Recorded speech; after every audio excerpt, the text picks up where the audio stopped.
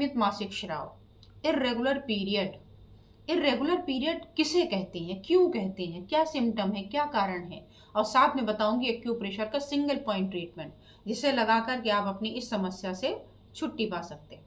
तो पूरी वीडियो को लगातार ध्यान से बार बार रुक कर जैसे देखना चाहे वैसे देखते रहें, ताकि सारी जानकारी आपको एक ही जगह पर मिल जाए और आप उसको अच्छे से फॉलो करके अपने आप को ठीक कर सकें। क्योंकि ये समस्या एक ऐसी जटिल समस्या है कि एक बार परेशानी हो गई तो हम उसे एक्सप्लेन भी नहीं कर पाते, और जब एक्सप्लेन नहीं करते, शेयर नहीं करते, तो नॉलेज भी नहीं हो पाती। इसलिए इसे पूरा अच्छे से देखिएगा। मैं हूं डॉक्टर अर्चना और आप देख रहे हैं आपका अपना हेल्थ चैनल अर्चना दुबे एक्यूप्रेशर, जिसका उद्देश्य है 1 या 2 पॉइंट के माध्यम से किसी भी बीमारी के बारे में जो कि सिंपल हो, आसानी से हैंडल हो सकती हो, एक्यूट हो, उसका ट्रीटमेंट बताना है। समस्या गंभीर है, 1 या 2 पॉइंट से काम नहीं हो सकता, या काफ़ी जटिल है, तो उसके लिए 2 काम करती हूँ। एक काम तो नया चैनल बनाया है अर्चना दुबे हेल्थ लैब, जिसके माध्यम से मैं आपको जो डेली लाइफ में छोटी छोटी गलतियाँ होती हैं उसको करेक्ट करने के साधन बता देती हूँ, क्या गलतियाँ हो रही वो समझा देती हूँ, और ये चैनल यहाँ पर आपको ट्रीटमेंट मिल जाता है। तो आप दोनों चैनल एक साथ सब्सक्राइब कर सकते हैं ताकि आपको डबल बेनिफिट हो जाए। और समस्या नेचुरल सी बात है, अगर जहाँ बहुत कठिन है, आपने इतने डॉक्टर्स को दिखा लिए, 1 या 2 पॉइंट से वहाँ तो आराम नहीं होगा, तो उसके लिए फिर ऑनलाइन कंसल्टेशन करती हूँ। नंबर सामने है, आप वहाँ पे भी आके अपनी बातें बता के ट्रीटमेंट करा सकते हैं। अब बात आ गई इर्रेगुलर पीरियड, अनियमित मासिक स्राव। अनियमित मासिक स्राव तब आपको समझ में आएगा जब आपको ये पता होगा कि नियमित किसको कहते हैं। बहुत सारी ऐसी महिलाएं मैंने अपने पेशेंट जब मैं देखती हूँ तो उसके दौरान देखा कि उन्हें भी नियमित का मतलब ही नहीं पता। तो जब उन्हें ही नियमित का मतलब नहीं पता, तो अनियमित है ये भी उन्हें नहीं पता होता। और जब भी बात होती है आपके पीरियड कैसे, तो पीरियड तो ठीक है, क्या ठीक है, कितने दिनों में आता है, कितने दिन तक रहता है, पता चलता है कि ये तो इर्रेगुलर की श्रेणी में है। तो सबसे पहले तो इसके वेरिएशन जानने चाहिए कि ये जो आपका इरेगुलर मेंस्ट्रुअल साइकिल है, इसमें वेरिएशन में क्या क्या होगा, इसकी लेंथ कितनी है, इसकी फ्रीक्वेंसी कैसी है, इसमें हैवी ब्लीडिंग है या कैसी है। तो आपको ये देखना होगा, आपको देखना होगा कि जो आपका बिल्कुल आइडियल वाला पीरियड है उसका जो साइकिल आता है दोबारा, वो 28 डेज में आता है। ये बिल्कुल एकदम आदर्शवादी जैसे होता है, बिल्कुल वैसा वाला है। लेकिन ये प्लस माइनस 3 डेज 4 डेज होता है। अब ये प्लस माइनस क्या हो गया, प्लस माइनस का हो गया कि 28 प्लस 3-4, यानी 28 में 3 या 4 दिन और जोड़ सकते हैं, तो कितना हो गया 32 डेज। और यह माइनस का मतलब हो गया माइनस इधर चले आइए, तो 28 में माइनस करिए 4 का 24 हो गया। तो 25 डेज पे अगर आता है, आज पीरियड की डेट है, मान लीजिए आपको पीरियड आया और आज डेट है आपकी 1 मान लीजिए, तो नेक्स्ट कब आना चाहिए, 1 को। लोग ऐसा ही सोचते हैं कि अगर 1 को आया है तो अगली बार भी हर महीने में आना है, तो इसको 1 तारीख को आना चाहिए। फिर बोलते नहीं हमारा ना कम गड़बड़ हो गया, वो पीछे चलता चला जा रहा है, और क्वेश्चन करने पर पता चलता है कि पीछे नहीं जा रहा, बिल्कुल नॉर्मल है। तो पहली डेट वाला नेक्स्ट टाइम कब आएगा, 28 को आएगा आइडियल। अगर इसमें से ये 3-4 डेज पहले आ जाता है आपके एक्सपेक्टेशन के अनुसार, या 3-4 डेज बाद आ जाता है, और ये रेगुलर बना हुआ है, तो ये आपका रेगुलर ही है, ये इर्रेगुलर नहीं है। इर्रेगुलर कहते हैं कि अगर ये 21 डेज के भी पहले आ जाए, शॉर्टर हो जाए 21 डेज से भी पहले, या 35 डेज के पार चला जाए, तब इसको हम गिनते हैं कि ये हमारा इर्रेगुलर है। 21 डेज शॉर्टर हो गया, लॉन्गर 35 डेज हो गया। और अगर इसकी लंबाई देखें तो 7 डेज, अगर 7 डेज से ज़्यादा हो रहा है या 7 डेज तक चल रहा है, काफ़ी हैवी फ्लो है, तो ये भी इर्रेगुलरिटीज़ में आता है। तो क्या क्या इर्रेगुलर में आएगा, इसके लिए हमें देखना होगा कुछ आवश्यक चीज़ें। पहला होगा फ्रीक्वेंसी, दूसरा होगा आपका ड्यूरेशन, तीसरा होगा आपका फ्लो, चौथा होगा आपका पैटर्न। इन चारों के पैमाने पर रख करके तब आप इसको काउंट करेंगे कि हाँ इरेगुलर है या नहीं है। तो पहला तो फ्रीक्वेंसी मैंने बता दिया कि या तो ये साइकिल आपकी 21 डेज की होगी, मतलब शॉर्टर देन 21, या लॉन्गर देन 35 डेज के ऊपर, क्योंकि 35 तो ठीक ही है ना। 28 के बाद आपको जोड़ना था 4 का एक दिन इधर उधर भी चलता है, या इधर आ गया तो भी 24, लेकिन 21 से भी कम हो गए या 35, 25, 35 से भी ज़्यादा हो गए, तब ये आएगा कि फ्रीक्वेंसी में ये इरेगुलर है। दूसरा, ड्यूरेशन, कितने दिन होना चाहिए। अगर ये आपका 3-4 डेज आता है, 1 to इसकी टोटल जो क्वांटिटी है ना फ्लो, उसके आधार पर डेज काउंट किए जाते हैं। अब वो क्वांटिटी चाहे 2 दिन में पूरी हो जाए, चाहे वो 4 दिन में हो जाए, लेकिन फिर भी मोटा मोटा 5 दिन 6 दिन मान लेते हैं। लेकिन अगर ये 7 डेज के ऊपर जाने लगे ड्यूरेशन, तब इसको हम इरेगुलर में काउंट कर लेते हैं। तीसरा है आपका फ्लो का मतलब जो उसका बहाव है, उसका बहाव कैसा है ये देखना होगा। फिर आपको बहाव का मतलब हो गया कि बहुत धीरे धीरे है या काफ़ी ज़्यादा हैवी है।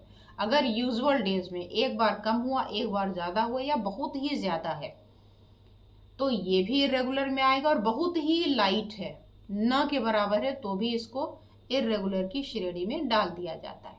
इसके बाद आता है पैटर्न। पैटर्न का मतलब होता है कि जो आपने डेज प्रिडिक्ट किए हैं, अगर वो अनप्रिडिक्टेबल डेज पे आ रहा है, मतलब इंटरवल जो 2 पीरियड के बीच का इंटरवल है वो इधर उधर हो रहा है, तो इसको पैटर्न कहते हैं। तो आपके पैटर्न में गड़बड़ हो सकता है, आपके फ्लो में हो सकता है, ड्यूरेशन में हो सकता है, फ्रीक्वेंसी में। इन सब को ही इन टोटलिटी इरेगुलर पीरियड आप बोल सकते हैं। अब आइए कि इस इरेगुलर पीरियड के रीज़न क्या हो सकते, क्यों होता है ये। तो सबसे पहला कारण तो इसका पूरा संबंध ही हार्मोन से है। तो अगर हार्मोन में किसी तरीके का इम्बैलेंस हो गया तो ऐसा हो सकता है। अब अगर एज आपकी 40+ के आसपास है ना, 40 से 50 के बीच में, जब पीरियड को बंद हो जाना चाहिए, उस दौरान भी ये इरेगुलरिटीज हो सकती हैं, जिसे हम पेरीमेनोपॉजल फेज कहते हैं। अगर ये एज छोटी है, प्यूबर्टी की एज है, अभी अभी जस्ट बच्ची बड़ी होना शुरू कर रही है, 13-14 साल, उस समय ये इरेगुलरिटीज हो सकती हैं। एक आपका हो सकता है डिजीज वाइज, जैसे बहुत ही ज़्यादा कॉमन है, हर 5 में से 1 महिला आपको पीड़ित मिलेगी पीसीओडी से, जिसे हम पीसीओएस भी कहते हैं। तो अगर पीसीओएस की प्रॉब्लम है तो भी आपको ऐसा हो सकता है। तो आपकी प्यूबर्टी, पेरीमेनोपॉज हो गया, आपका पॉलीसिस्टिक ओवरी डिजीज़ हो गई, और वेट का फ्लक्चुएशन। अगर आपका वेट बहुत ज़्यादा फ्लक्चुएट करता है, कभी तो आप डाइट को कंट्रोल करके उसको नीचे ला लेते हैं, कभी ऊपर चला जाता है, तो अगर ऐसा आपके साथ हो रहा है तो ये आपके डिस्टर्ब कर देता है हार्मोन के लेवल को, और उसकी वजह से आपके पीरियड इरेगुलर हो जाते हैं। इसके अलावा स्ट्रेस बड़ा रोल अदा करता है। स्ट्रेस क्या करता है, मैंने पहले की भी वीडियो में बताई है, आज भी बताती हूँ कि स्ट्रेस का बॉडी पर बहुत ही गहरा असर पड़ता है। ज़रा सा आप सैड हो जाते हैं, आपकी भूख बंद हो जाती है। क्यों बंद हो जाती है, सोचा है कभी आपने कि भूख क्यों बंद हो गई। और अगर हम पीरियड से रिलेट करें तो आपने देखा होगा कि जब बच्चा पैदा होता है तो वो माँ का दूध पीता है, और ये दूध नेचुरली प्रोड्यूस होने लगता है बच्चे के पैदा होने के बाद। लेकिन और ये कब तक होता है, 6 माह से लेकर के किसी किसी को 9 माह, एक 1.5 साल तक होता है। लेकिन अगर बच्चे की किसी भी दुर्घटनावश डेथ हो जाए, कोई गंभीर बीमारी हुई और बच्चे की डेथ दूसरे दिन, चौथे दिन, 7वें दिन ऐसे हो जाए, तो भी क्या मिल्क प्रोडक्शन ऐसे लंबा चलता है, नहीं, बंद हो जाता है। क्यों, इसका मतलब क्या हुआ कि इसका संबंध आपके ब्रेन से है, हार्मोन से है। तो जब आप स्ट्रेस में होते हैं, तनाव में होते हैं, तो आपका ये जो मेंस्ट्रुअल साइकिल है ये भी अफेक्टेड हो जाता है। आपके मौसम से अफेक्टेड होता है, ठंडी से, गर्मी से, इनसे भी हो जाता है। तो आपको ये देखना है कि जो स्ट्रेस है ये बहुत ज़्यादा ना हो। इसके अलावा मैंने आपको वेट चेंज तो बताया ही था कि वेट चेंज अगर आपका हो रहा है, फ्लक्चुएट हो रहा है, मतलब सिग्निफिकेंटली वेट गेन कर रहे हैं आप, या बहुत ज़्यादा लूज हो रहा है आपका वेट, तो ये दोनों ही इम्पैक्ट करते हैं कहाँ, ओव्यूलेशन पर। और ओव्यूलेशन का रिलेशन किसके साथ में, आपके ओवरी के साथ में, और पीरियड का संबंध आपका ओवरी यूट्रस के साथ में। तो ये आपके मेंस्ट्रुएशन को अफेक्ट कर देता है। इसके अलावा एक्सेसिव एक्सरसाइज, बहुत ज़्यादा फिजिकल एक्टिविटी, ये भी कभी कभी आपके इरेगुलर पीरियड को कर देता है। इसके साथ कुछ मेडिकल कंडीशन होती है पीसीओएस के अलावा, जैसे आपका थायराइड डिसऑर्डर सबसे ज़्यादा कॉमन है।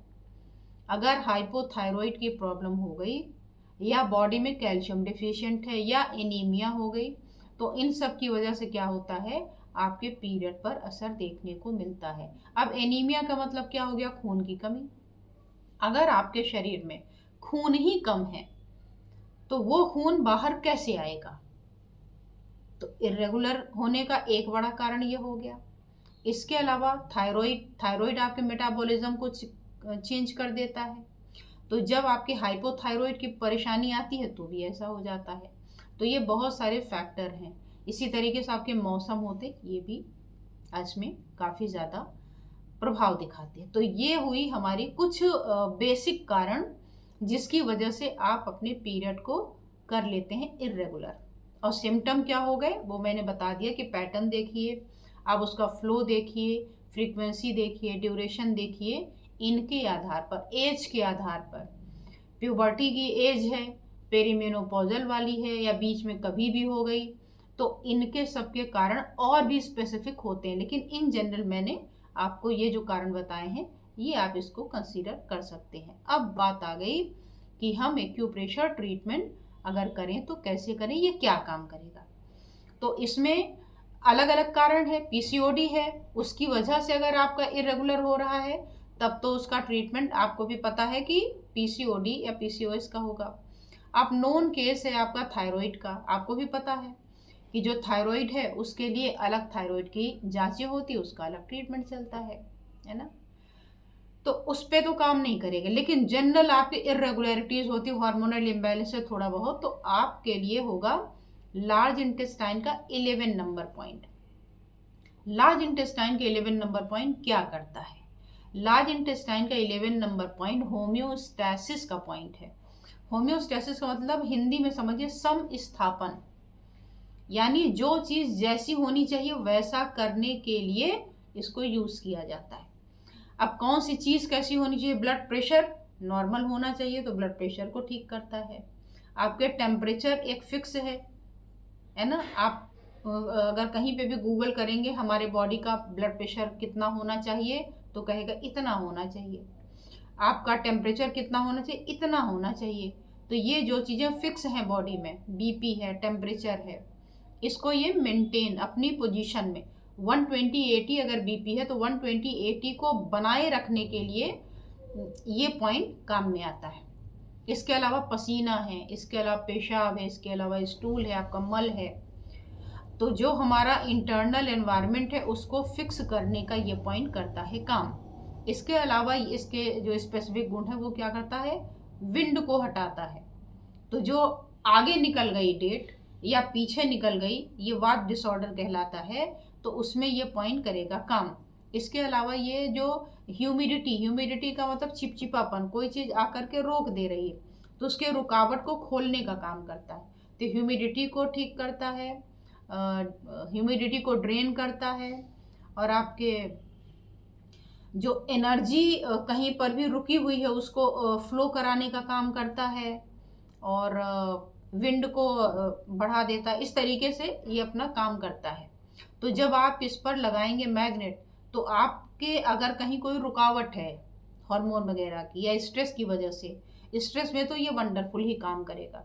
तो ये उसको जा कर के ओपन कर देगा रुकावट, और आपका पीरियड हो जाएगा रेगुलर। तो अब इस पर क्या करें, इस पर उठाइए आप स्केच पेन और मैग्नेट, हमेशा 2 का बताती हूँ। तो स्केच पेन में येलो कलर, सेकेंड जॉइंट पर किनारे, एकदम सिंपल लोकेशन है, केवल इस पेन से उठाइए और लगा दीजिए। हो गया आपका ट्रीटमेंट फिनिश। कब तक लगाएं, जब तक प्रॉब्लम ठीक ना हो।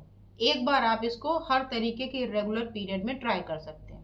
अगर एक से काम ना बने तो जो मैंने जैसा बताया कि पूरा डिस्कस करके फिर प्रोटोकॉल दिया जाता है। दूसरा होता है मैग्नेट और टेप की सहायता से। टेप में एक साइड होता है येलो और दूसरी साइड होता है वाइट। अब हमें इसमें क्या करना है, ताकत देनी है ताकि जो इरेगुलरिटीज हैं वो सारी बराबर हो जाए। तो मैग्नेट उठाया और एक टेप में चिपका लिया। इधर आप येलो देख रहे हैं तो पीछे क्या होगा, वाइट होगा। इसको उठाया और सामने जो आप पिक्चर देख रहे हैं इसी तरीके से टेप से लगा के और इस तरीके से छोड़ दिया जाता है दोनों हाथों में। अब आप मैग्नेट और कलर की बात पूछेंगे ये कहाँ मिलेगा, तो ये तो कहीं भी स्टेशनरी की शॉप पे मिल जाएगा। अगर आपके घर में छोटे बच्चे होंगे तो छोटे बच्चे के पास भी ये होगा, तो आप कलर तो वहाँ से ले सकते हैं। मान लीजिए आपको कलर सूट नहीं करता, बार बार धुल जाता है, आप मैग्नेट लगाना चाहें, और मैग्नेट कलर से नो डाउट इफेक्टिव तो होता ही है। तो मैग्नेट के लिए आप सामने मैं नंबर दे रही हूँ, यहाँ पर आप मैसेज करके और अपना मैग्नेट किट को ऑर्डर कर सकते हैं और इसको लगा करके अपनी समस्या से पा सकते हैं छुटकारा। तो आई होप कि छोटी सी वीडियो कारण और लक्षण बताने की वजह से बड़ी हो ही जाती है, तो आपको इसे पूरा देखना ही चाहिए। 2 बार 3 बार जितनी बार मन करे घुमा घुमा के देखें ताकि ये चीज़ें क्लियर हो जाएं और आपको अच्छा लगे। और अगर वास्तव में ये वीडियो ज़रा सा भी आपके काम की हो, ज़रा सा भी आपको फ़ायदा पहुंचाती हो, तो आप इस चैनल को लाइक कर दीजिए, कमेंट कर दीजिए कि इसको आपको कितना समझ में आया, कैसा लगा, और पहले अगर आपने इस पॉइंट को यूज़ किया हो, क्योंकि मैं तो बताती रहती हूँ, तो उसका भी कमेंट ज़रूर करिए और साथ में करिए ज़्यादा से ज़्यादा मात्रा में शेयर।